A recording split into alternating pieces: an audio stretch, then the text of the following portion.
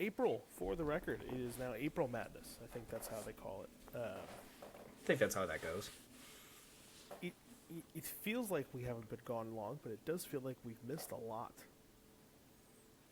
Yes. I mean, going from Sweet 16 to Final Four in a weekend kind of makes it feel like that a little bit.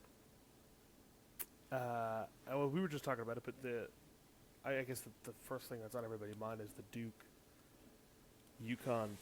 Maybe not even the first 38 and a half minutes, but that ending was something that's going to be forever. We'll remember it forever. This is going to be one of those highlights they show for the next 5-10 years, like, of March Madness. Is that game, that final 2 minutes, like you said, that final shot is now etched in March Madness history forever. So the first thing that came to mind is ballpark it, of course. How many times do you think you're going to end up watching that clip in your lifetime? Easily, probably another 15 or 20. Ooh, I think it's way more than that. Think it's way more? Because to your point, like, okay, and maybe I'm telling on myself here, but I don't know, a couple weeks ago in, like, preparation of March Madness, I went on, I was, like, scrolling through YouTube one night, couldn't fall asleep, and I put on, like, best March Madness finishes from the last 20 years. Mm-hmm. And it was just, like, bucket after bucket. I'm like, oh, I remember that game, oh, I remember that comeback, whatever.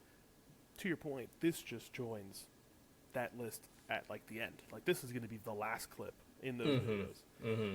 And it just feels like something that, like, as a collective, we just experienced what, I don't know, some people are calling it the best. I think it's tough because the Villanova one was to win the title. Yeah. But it's up there. It is. It's definitely up there. Difficulty of shot and the circumstances and all that going into it, it could be ranked up there for one of the best. But I think the one winning the title has got to be, or any of them to win the title has got to be it. I think it's tough too because people hate Duke for a variety of reasons, but seeing them lose also kind of a little extra oomph there. So adds a little cherry on top to the best, right? I mean, who's in that pantheon? Who's in that, like, collection of teams? Probably them, like the Cowboys, right? Yeah. If the Cowboys had lost and something like that. Patriots for sure. Yep. I would say recently the Chiefs. Yep. Basketball for a few years there, it was Cleveland, Golden State. Lakers. You know, I dread the day, but I fear we may be approaching an OKC. We've talked about it before. Yeah, true. Yeah. Alabama with college football. Oh, that's a good one. When they lost on the 103-yard kickoff return or the field goal miss. Okay, that clip I've seen at least 30 times, so I might have to up my number for this basketball clip. You're not wrong. It's just going to be like, and then, of course, in a couple of years, they're going to be like, oh, man, remember this? Or you'll be like, of course I remember this one. Yeah, so that's, I would probably ballpark it. I will probably watch that clip in my lifetime 100 and 150 times. I've probably already watched it 15 times. Fair. But yeah, I one of my favorite things, because again, I wasn't watching the game. You texted me. I knew the game was on. I, like, saw the score early in the first half, saw it at halftime, and I was like, Duke's probably going to run away with it, whatever. And didn't have a care in the world, and just, like, wasn't even checking on the score. You text me, immediately threw it on, saw that, and then I went back because then the clip was making its way around social media, and then I would, like, rewatch it and just watch everybody's, like, face. Everybody in the crowd, everybody on the bench. Humphrey's mom, the Duke coach, the UConn coach, all those angles. Parents too? Yep. Oh, yeah, those were great. And then it was either NCAA or UConn had video from, like, the top of the rafters in the arena. Like, so you could see the whole crowd explode when it happened. Of course, the screen, the basketball court's like this big, so you can't even see it. But you just hear this collective, like, gasp, and then just, like, the pandemonium as soon as they score. And I was listening to another podcast and they asked and they said, what else can you experience that like has that moment, right? Because like a movie maybe, but maybe somebody's already seen the movie, so it's not like maybe there's a spoiler out there or something. Concert, not really. Again, you know the songs. Like what would have that many people gasp in like elation? I got one. You said movie. Remind me of it. When I'm gonna butcher his name. Crap. The Avengers. Captain America. Hey, Captain, can you hear me? On your left. Captain, it's Sam on your left, and all the portals start opening. I think that will get you that reaction right there. That's a good one though. I do like that. I think that. I mean, you mentioned it. The Auburn Alabama Iron Bowl from 2013. It's just it's like a little. I was explaining this to the store manager today because I was telling him about the shot. I hadn't seen him in over a week. I was like, dude, did you watch this? He was like, no, I haven't had any time. I was like, okay. And of course, you replay it again. Sit down, yet watch this. And I was like, it's basketball. It's so all action all the time. There's not the 30 seconds in between plays like there is for football, or the 15, 20 seconds between pitches for baseball. Like, it's just all go, go, go, go, go. So I think that brings a little bit more intensity to a moment like that. Oh, yeah, absolutely. Yeah, it's awesome. And it's kind of like, I didn't have a dog in the fight. Mm-hmm. Like I didn't go to one of those two schools. I don't have hate in my heart for the other one. It's just a cool moment. I'm sure as a Duke fan, I'm sure you're crushed, but you did the crushing for how many years for these other schools? Mm-hmm. And I texted you an interesting graphic. Final Four teams since 2016. Have you already looked at it? I looked at it. There's a lot of UConn in there. So it's funny. Teams that appeared the most. Villanova was on there 3 times, 16, 18, and 22. Duke was on there 3 times. I'm sorry, Duke was on there twice, in 2025 and 2022. UConn was on there 3 times, 23, 24, and 26 now. North Carolina, There was 3 times. Say there was only one other school that's been on there 3 times. It's UNC. A lot of the twofers, like Auburn. Kansas has been on there twice. Right. You said Auburn's been on there twice, and then a lot of one-fers. So, Houston's been on there twice as well. It's amazing to me when you kind of think about the blue blood powerhouse, who were the programs that are consistently top 10, top 5 ranked. It's not always an easy path to the Final Four. Like, Duke has had number 1 picks for how many years in a row? They've had stacked teams and the greatest coach of all time, and blah, blah, blah, and whatever. 2 Final Four appearances in the last 10 years is a failure to me. For a top tier school, yes. Like, not again, if you're only going off of those 2 appearances, would you say Duke is a more historic program than Houston? I would probably say so, yeah. I would agree. More than Auburn. Yeah. Absolutely. Who are the 2 we said on here? Gonzaga. Gonzaga's always kind of in the picture.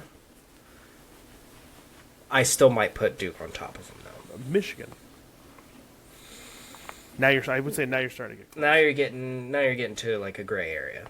But those are all schools that have had 2 appearances as well, and I feel like Duke, at least maybe in our heads, maybe it's just been like the ESPN news cycle conditioning. That's what I'm like. Oh yeah, Duke. Of course, they're supposed to be this good, and they were. They were the best team in the country this year until we got to the tournament.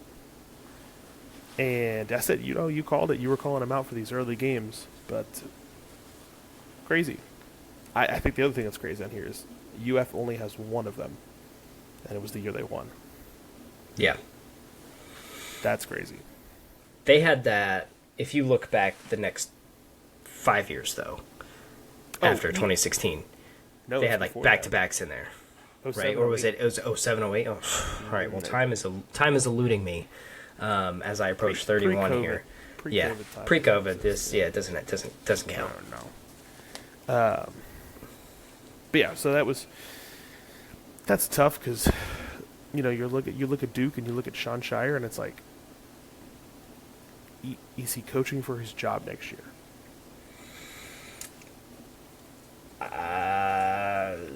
Quite possibly. Like if he has another, let's assume Cam Boozer goes to the league. He has another top 5 pick next year. Somebody, whoever's going to come out of the woodwork and sign for Duke. If that team goes on a good run again, 29, 30 wins regular season, wins their conference, makes it to the Elite Eight, loses again in the Elite Eight, you're like, I don't know if this guy's the move. For a school like that, probably, and then especially with talent like that. with talent, and in a day and age of NIL deals and transfer portals, like Correct. for sure. That's tough. And then I did see the only other big news story was the Arizona coach. Have you seen that? Well, what's going on with him? Well, the UNC job is open, Okay. and it kind of begs the question: if you're the Arizona coach, I think he's been there for a handful of seasons now, and they've had good success. Right? They were number 1 seed this tournament. They're still in the Final Four, but they've pretty consistently put in a player into each draft, right? Mm-hmm. Right. Kind of, I would say that run kind of started with DeAndre Ayton, and then they've been kind of slowly stacking their NBA grads. But if you're looking at high-powered jobs, do you leave Arizona to go take the UNC job? That's tough. I think from sitting here, that's tough to kind of evaluate. Sure. It sounds better, maybe, right? I mean, they're one I of was going to those. say, does it? They're one of the only teams that's been there 3 times in the past 10 years. Right, but you haven't been So there it's- since 2022. Big shoes to fill. I mean, maybe that's the turnaround for them. Sure, no, Right? that would be the hope, yeah. I don't know. I think if it's something where it's more money, it's an easy decision, right? That makes every decision kind of easy almost. But no, that is something to ponder, because if they've been doing well and keeping on track at Arizona, why, if it ain't broke, don't fix it, sort of thing. But we know that logic doesn't get applied most of the time. Yeah, I think it's, to your point, the money makes a difference, right? If I'm the coach, I'm probably going to my AD and say, hey, just pay me and I'm not leaving. Mm-hmm. Like, bump me up. Clearly, Hey, I've shown I can do this. They offered me this. What do you got? Yeah. But also, like, think about the pressure that comes with a UNC. Like, if you have, 2, 3 bad seasons? You're next on the chopping block. Yeah, I mean, go check out for Hubert Davis. I'm pretty sure he was the one who got Krzyzewski retired for beating him at the tournament. Mm-hmm. Like, you'd think he was a legend for life. Like, anytime you walk into a bar, your first drink's free, whatever. Mm-hmm. And instead, they're calling for his head because he was underperforming with this team, with this program. So that's tough. That's a tough one. But we do have the Final Four coming up around the corner. Who are your picks? Women's is tomorrow first. We'll go with that. Women's is tomorrow. Because I hadn't been keeping Got up all with that four one, to be all honest. 4 1 seeds left. UConn, South Carolina, Texas, UCLA.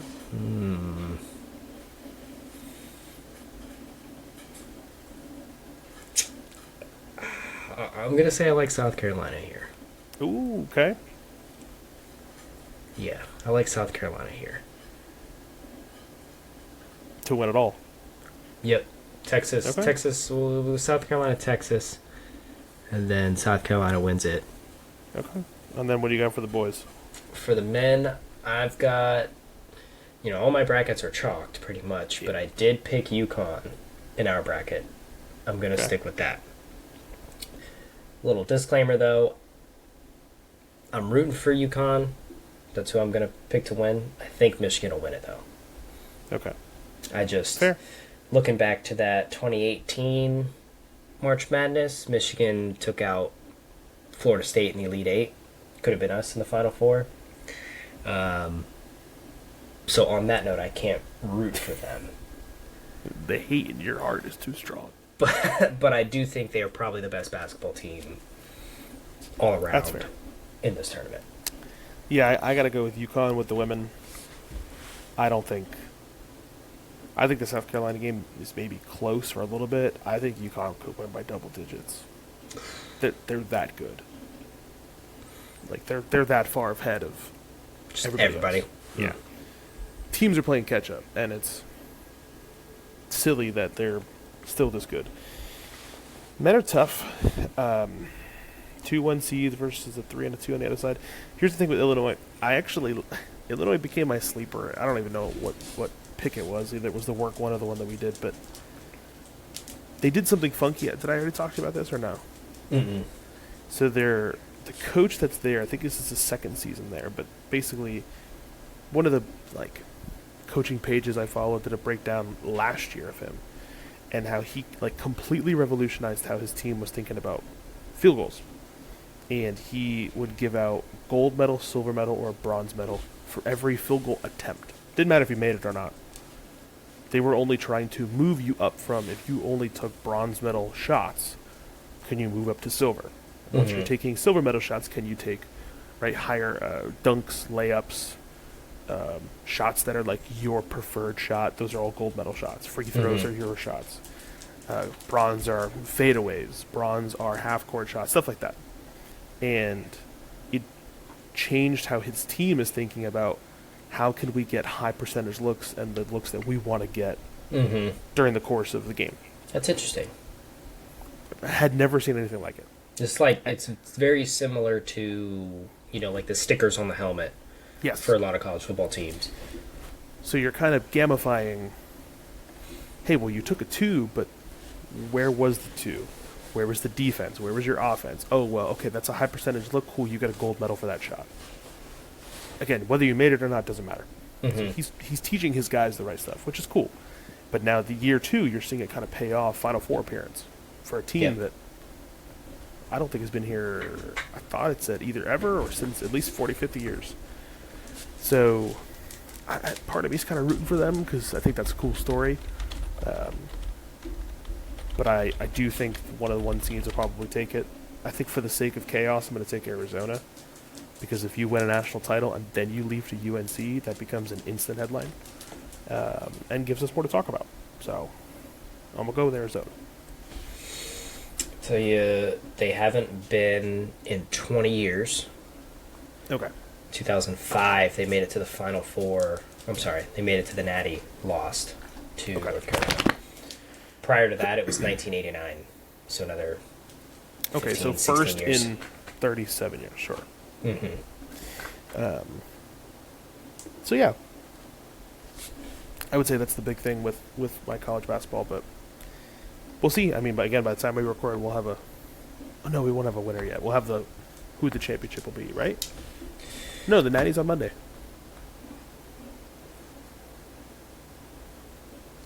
Yes, championship's on Monday. This is Saturday. Yeah.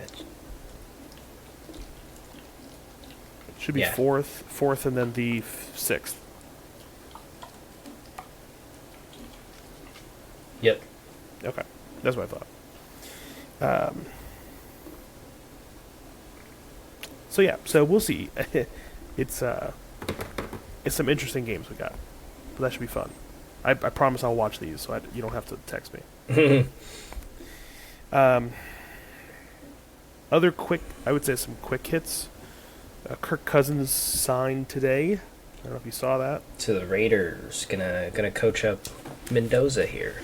$20 million guaranteed. I'll mentor for 20 mil. Oh, I think of course he would do. That's the best job in the world. I mean, if you're the Raiders, are you overpaying? No, because you're still putting pieces of the puzzle together. And I don't know what kind of contract Genty's going to get coming up. and then you're gonna have Mendoza on the rookie contract. I think you're fine this year. I think you go forward paying quarterbacks $20 million to mentor your new guy. I think then you're starting to look a little like, all right, Probably a you could bad use deal. that money. Yeah, you can use that money somewhere else, but you're still putting together the puzzle. You've got the corners made, right? You're working on the edges, maybe literally working on the edges with Crosby. So they're figuring things out. So yes, that was an interesting one. I haven't seen much else going on in the NFL as of late. I did see Jets came out and said Geno's going to be a starter. Lovely. Which, again, if the plan is you're tanking and you're just building the pieces along the way so that you can eventually get your quarterback next draft, that's a fine plan. It really is. It's not like we have a backup right now that everybody would rather have over Geno. So if that is the plan, right? Because we talked about this before, that, ideally, maybe you sneak a quarterback this draft, you give Geno a few games, and then put in your new guy. Yeah. If they're doing Geno all year, who's your backup team? Who's your backup, since they My won't backup have a team backup? is not watching the NFL. That's my Okay. College football all season. or whoever I pick up on my fantasy team. All right.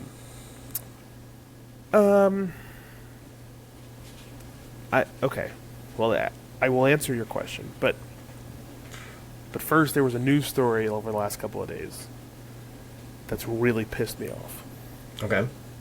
and for whatever reason it has something to do with college football season ends, and everybody has their takes about this guy, that guy. Here, he's going to go one. Whatever Mendoza wins the Natty, he's going to go one. We get it, and then there are, I'm going to say, like, dark horse candidates that maybe they'll sneak up with the combine, maybe like when they do the school workout, maybe they'll just kind of show off something then. Then, in my opinion, you have the agent and media picks. The guys who should not be anywhere near those top spots.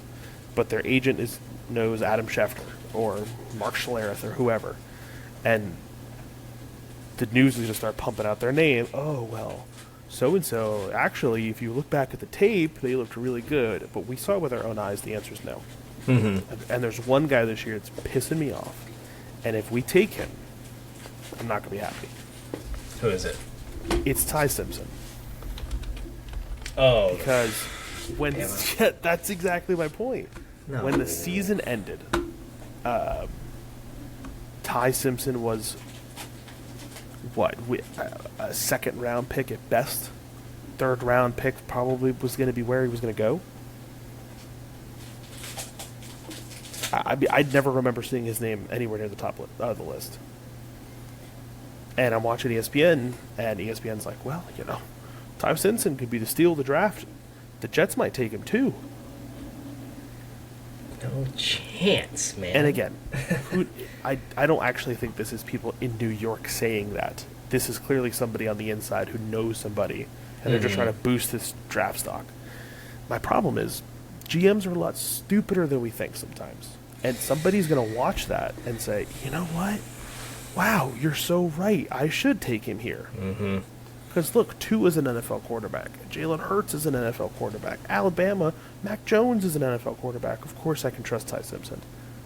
And the answer is no. And if he proves me wrong, it proves me wrong. I mean, gladly, but I'm not buying it. So you never know till you know, right? Correct. These guys could get to the NFL and have a glow up and be stellar. We've seen Jalen Hurts, right? Like, very solid after getting benched in the Natty game. I'm sure that had its things going into the draft and stuff, which it did. My man lost to a 2-6 Florida State team, and the score was relatively close, right? But it didn't look good. First game of the season, fine. He does come out and then they win the rest of their games besides Oklahoma and then in the college football playoffs. But it's Alabama. They're stacked. They got athletes to kind of pull the slack a little bit. Not that Ty Simpson was the slack, but I think. Oh, he might have been. I don't know. Maybe.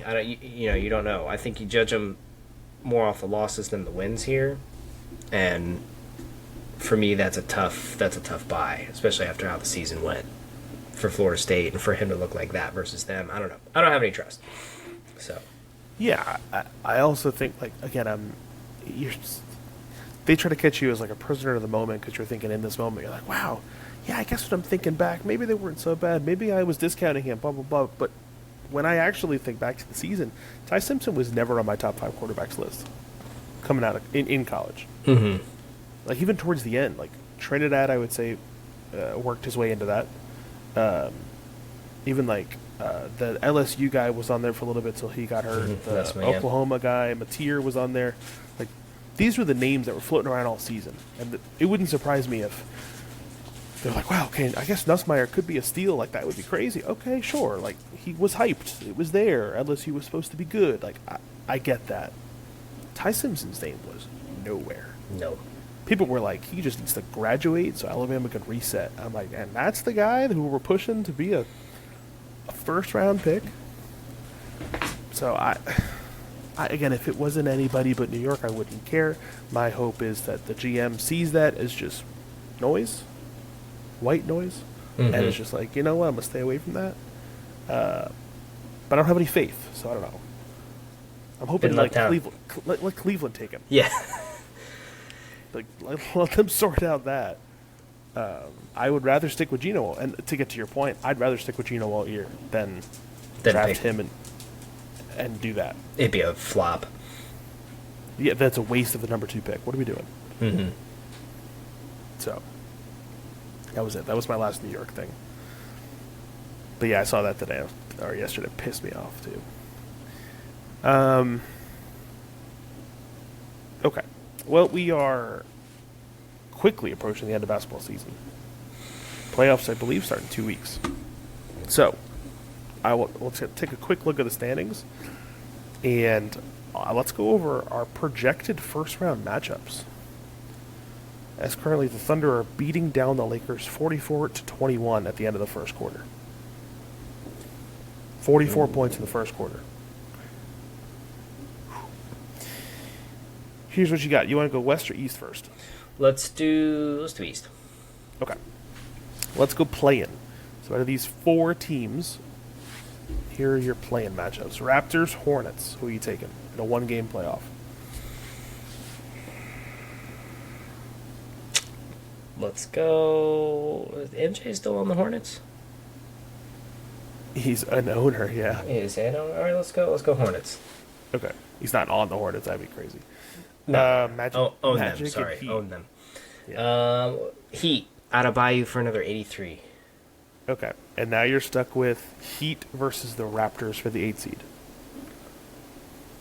Wait, hold on. Hornets beat the Raptors. Heat beat the Magic. Mm-hmm. And now Heat have to play the Raptors to get in. Oh, okay. Because if you're those two, you got to lose twice. Yeah, All right, the I need to 9-10, look at it. yeah. Gotcha. Heat again. So then here's your first round. Pistons, Heat. Pistons. Celtics, Hornets. Celtics. Knicks, 76ers. You hope your Knicks pull that off. God, I hope so. If not, just, burn down the franchise. And then Cleveland and Atlanta. Atlanta, who's been the hottest team since January, by the way. Mm-hmm. I want to say they were 18-2.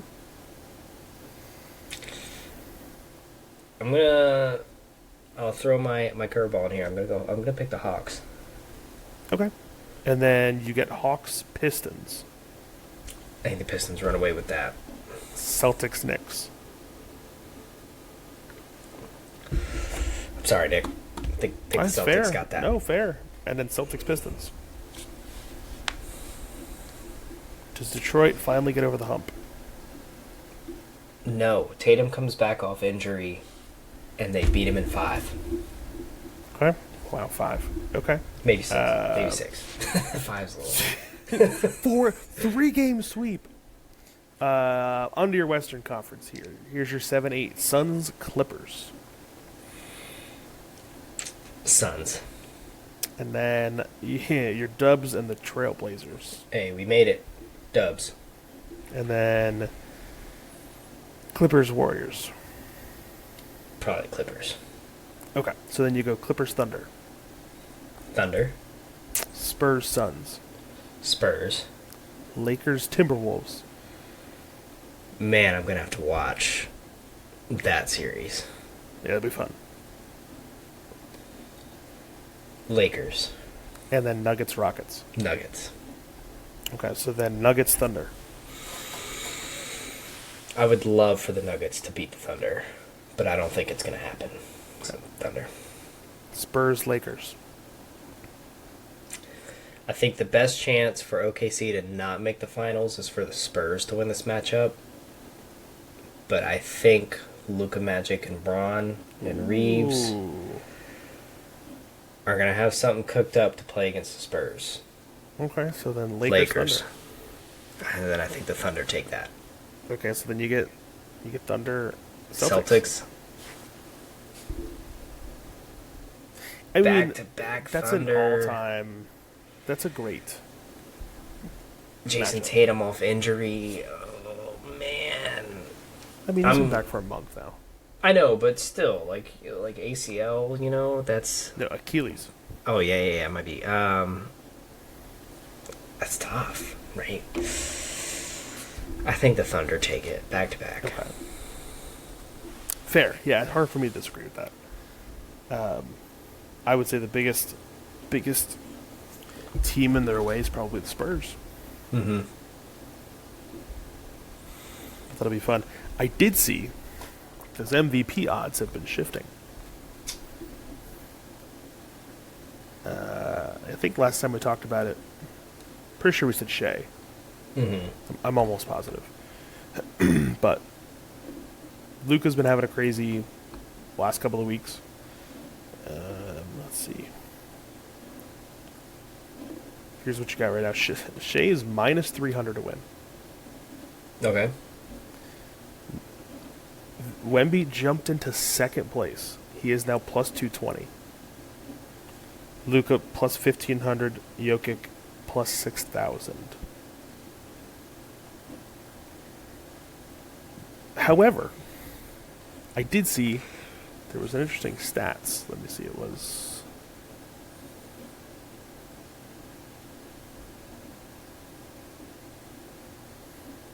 Where is it? This is from... it was from a couple days ago. Yeah, so they were comparing what these stats were going to look like. Because it's actually a lot closer than people think it is between these three. And that's why Wemby has kind of shot up a little bit. So he has back-to-back 40-point games, which is crazy. Luka is actually leading the league in scoring. It's over 33 points right now. Only three other players since Michael Jordan have led the league in scoring with at least a 33-point average. Can you name those three players? Oh, wait. Only three players have led the league in scoring with over 33 points per game? Since Michael Jordan. Yeah. Okay. And Luka's not included in this. I'm sorry. Four players. Four players. And Luka's the one now.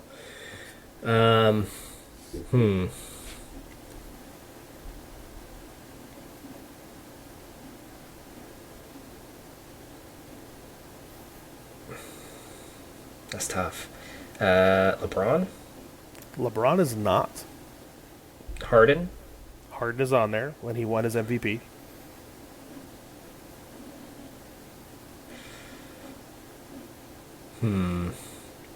Kobe? Kobe, also when he won his MVP. Easy. All right. And a big guy. Shaq? Not Shaq. Not Shaq. A big guy. Different Jokic? No. Okay, hold on. Current. He's currently in the league. Big guy scores a lot of points. No, it's not Bam Adebayo. It's not Bam. Then it's is it Embiid? It is Embiid. Okay. Well done. Oh, and that's and all. Luka. Boom, Luka. Hell yeah. And Harden's done it twice. Of Damn. that. And now this would be Luka's second time actually doing it. So when you're going down the kind of rankings here, so Wemby 24 points, 11 rebounds, 3 blocks a game I'm looking at that now. of his stats. His blocks, yeah. Well, no, just the season leaders. 3 blocks a game is crazy. He almost has more blocks than the Bucks, Jazz, and Nuggets have as a team. Bro, stop. The Utah Jazz are averaging 3.8 blocks. Wemby's at 3.1 on his own. Wemby also averaging under 30 minutes a night, by the way, because of his injuries. A block every 10 minutes. Guaranteed. Yeah, easy. And if you could play him more, he'd be picking up more stats. Mm-hmm. So when you hear that, Shea's fantastic. Shea 31.5 points, 4.4 rebounds, 6.6 assists. I mean, the kid's awesome. He's fantastic. He is. But if you were starting a franchise, if you're Seattle, the Seattle Supersonics, and you get one player to start your franchise and build him around, you're picking Wembanyama.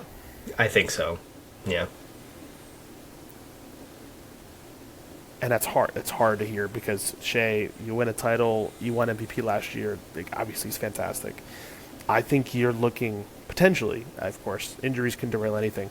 I think we're looking at a period of the next 5 to 10 years where Wembanyama's gonna run this, and he's just gonna be DPOY, All-Star, All NBA, MVP, and now potentially leading a team to like a playoff run. And that's just gonna be that's like the LeBron run. Yep.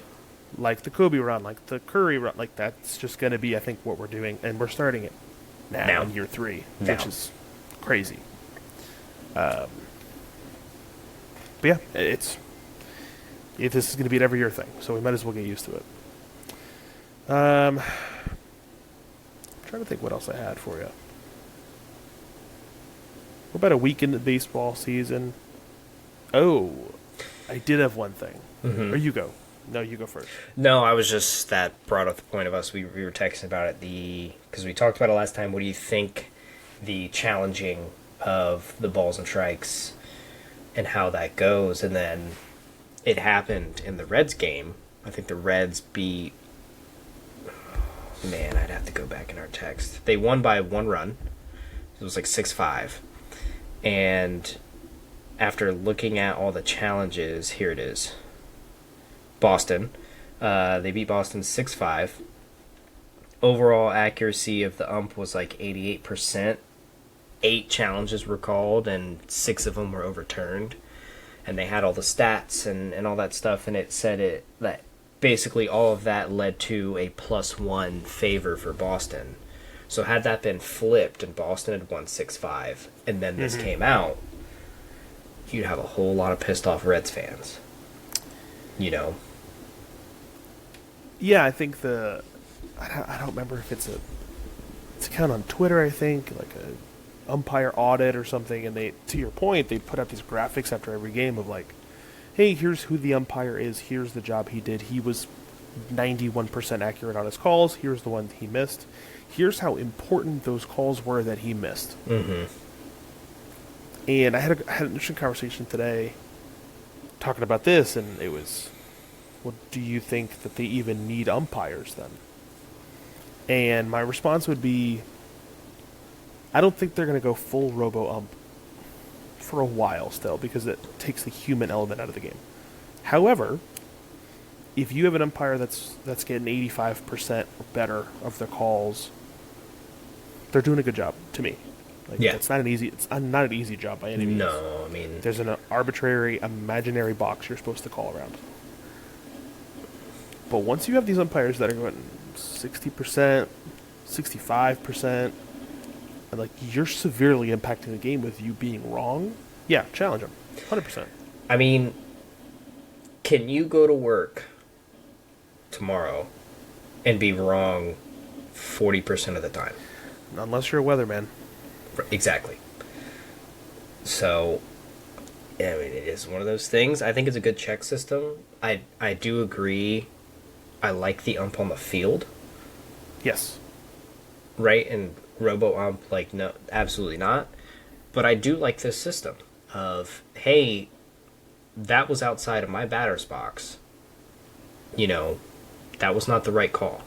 Mm-hmm. You know, challenge it. Challenge it. So the Baseball Savant, which is basically like a Google Cloud Statcast kind of thing, they're keeping track of all the ABS stuff. Okay. So here are the current overall. There have been 343 attempts on the ABS. 150. They've been 55% overturned. So in the favor of the player. Mm-hmm. Batters are 52%. Fielders are at 58%. Fielders can be pitchers or catchers. And I think those numbers will go up as the season goes. Like, players are going to see where their strike zone is, which is weird to say because they've been playing baseball forever. But I think knowing that you can challenge adds an element of, ooh, I really need to know what these boundaries are. Mm-hmm. Even if it's an inch, because that could change a game. I don't know if it was 2 or 3 days ago, but there was a game that was literally a walk-off on an ABS call. Wow. But that's how important these can be. Mm-hmm. Who knows if that win will determine what the standings look like at the end of the season or who gets the first round pick, whatever. So if you're wrong, you're wrong. That's why I fix it, right? Yep. That's my perspective. Yep. And I don't blame the umpires. I'm not saying they're doing a bad job. I think baseball's trying to help them with some checks and balances. Yep. Now, what they're not helping, I believe his name is C.B. Buckner, is the umpire that's gone famous over the, again, we're only a week into the season. Mm-hmm. We are literally 7 days in. He got razzed for, I want to say it was like 2 or 3 games in a row. They were just pulling every challenge on him, and people were successful. And then he was a first base umpire 3 days ago, I want to say. And play at first, pitch goes over, or the throw from the second baseman goes over the first baseman. So, like, clearly the guy made it to first base. He called that the guy didn't step on first base. The guy went back and I just saw tagged this. him. You saw this. I did, yes. Oh, and it You was... see the highlight of it? Yes. Like... And they cut back to him, and he wasn't even looking at the base. He was watching the ball sail. So this guy ran right in front of him, stepped on first base clear as day. And It was like, bad. His His whole he's foot out. was on base. Like, not... Like, maybe the very back peg of his cleat was on the clay. Whole entire foot was on first base. And it's like, brother, we're trying to help you do your job, but you're not helping yourself. No, yeah. And I just think, to your point, it's going to add some accountability. I think it adds some intrigue too, because like I said, I think that's going to be a plus. Like when you're scouting for guys, it's going to be like, oh well, this guy gets 90% of his challenges right. Oh, well, maybe I want him. Yeah. So we'll see. I'm excited for it, but baseball's here now, which is fun. Like it's something to watch. That's why my Mets are down right now. But the last thing I had for you is the NFL is quickly approaching having to use replacement referees. I did see... what was it? Oh, let me get to it. I didn't flag it. They're preparing to similarly add like a checks and balance system in case calls get wrong. Is basically the gist of it from what I saw. Which just tells me they're going to be wrong. Yes. If you're preparing for it, that means that we need to prepare for it. And I struggle with that because did you see the average salary of the NFL referees? Mm-mm. $350K. Good lord. So now I get it. Like they're not asking for necessarily just pay. They're looking for like a better things to go into their collective bargaining. Like I understand why they're striking, but You damn right. If I'm paying you this much, you better be good. Mm-hmm. You better not be making mistakes. You better not be moving the ball up an inch when it's actually back an inch. I just don't think that the replacement referees were such a mess last time. Yeah, and then I found the I think it was maybe a tweet or an X. I don't know what those are called now, but Adam Schefter said NFL owners have approved a competition committee proposal for 1 year only, allowing the NFL officiating department to correct clear and obvious misses made by on-field officials that impact the game in the event replacement refs are used for the 2026 season. My issue is it's going to start as a 1 year thing. And they're going to get to the end of the year, and the owners are going to be like, wow, that was great. Let's approve it for every season. Mm-hmm. And then you're going to have... It's not... I don't think it's a bad thing. No. But... No. Okay, let me push back there. I like the ABS because at most that thing takes 5 to 10 seconds. At most. There's literally a 3-second countdown on when you're watching the game. Yeah. Basketball challenges, depending on what it is, some of them are super quick, some of them are, okay, who touched it last? Even that could take a few minutes. Football is already so start-stop that if you start having to override referees' decisions during the game, that's going to be a 6-hour game before we're getting anywhere. Yeah. That's my only, I think, critique for football. Pack extra beer. That's not a problem. For the tailgate, yeah. That's not a problem. Or like we said, I'll be at a bar watching that one. But, yeah, it's just, there's already complaints about the game being so long. And the owners want to add an 18th game. And now there's going to be Wednesday night games. And it's just like, all right, are we reaching a point where there's too much of a good thing? Maybe. I don't think we're there yet, but are we approaching that? Maybe. Here's the last thing I'll leave you with. There was a bunch of numbers and studies and polls and data talking about rankings of American sports, right? I think that it's pretty clear NFL is king still. Who would you currently have as your second behind the NFL? Just in the States. Just totality. Just... Yeah. As broad as you can think of it.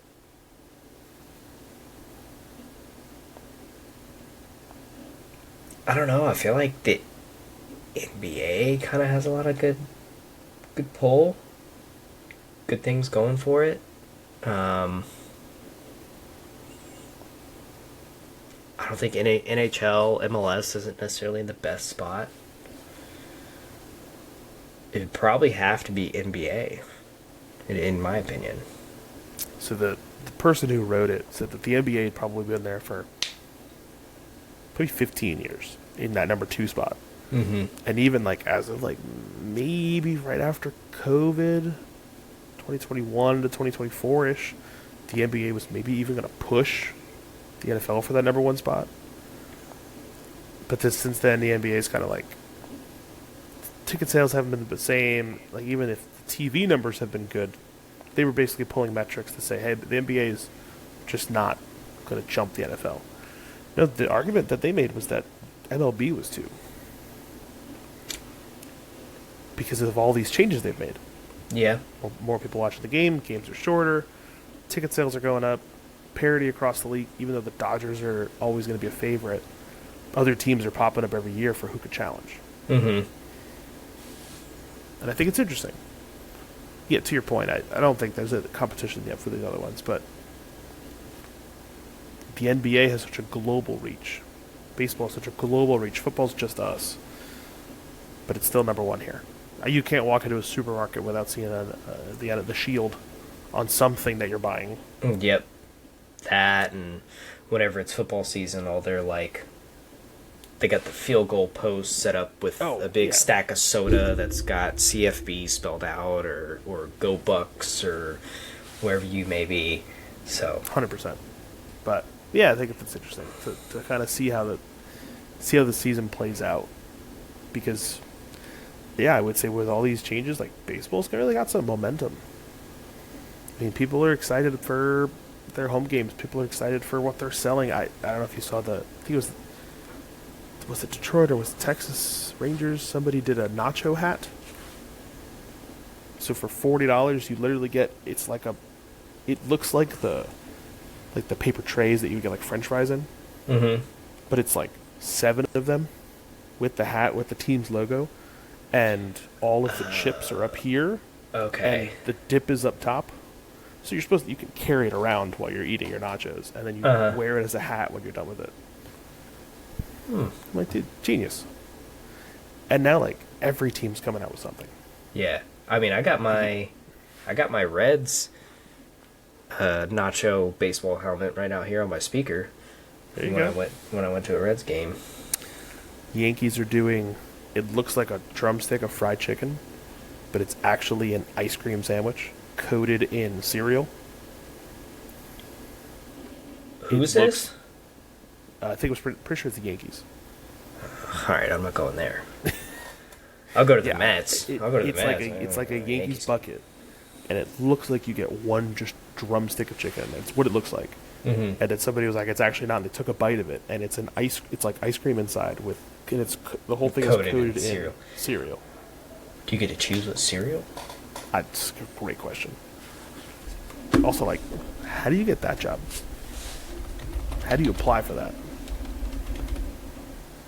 How do you say I'm going to be the tester for new MLB foods in stadiums? Because sign me up.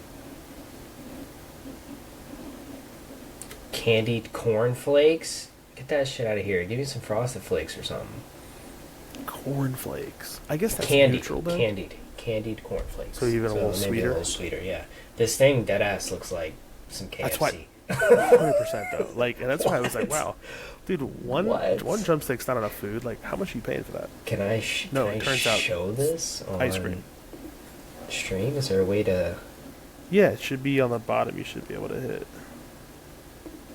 Here we go. Let's just show this real quick. You see this? Can you see? Yeah, this is crazy. Dead ass looks like a thing of fried chicken. It's a drumstick shaped ice cream with a chocolate covered cookie bone center. Ooh. A All of coating that of white is yes, chocolate by the and way. candied cornflakes served in a souvenir mini. Yeah, all right. 100% looks like some KFC. Maybe I will go. I'll make one exception for a Yankees game. It's to get this. That's incredible. Huh. All right. So yeah, that's what we're up against here. They're coming out with this, and the NBA is getting canceled for everything. Mm-hmm. So maybe it is just baseball season. I don't know.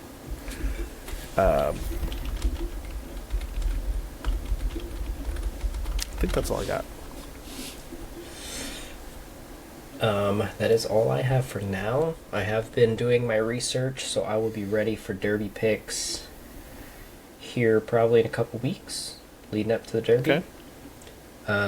I picked the right horse in all 3 races of the Triple Crown last year. Yes, you did. I don't think I'm going to be able to do that this year. You never know. I am putting my research in and going to do those bets. But what I think I want to do is go for what's called a trifecta. Familiar with this term?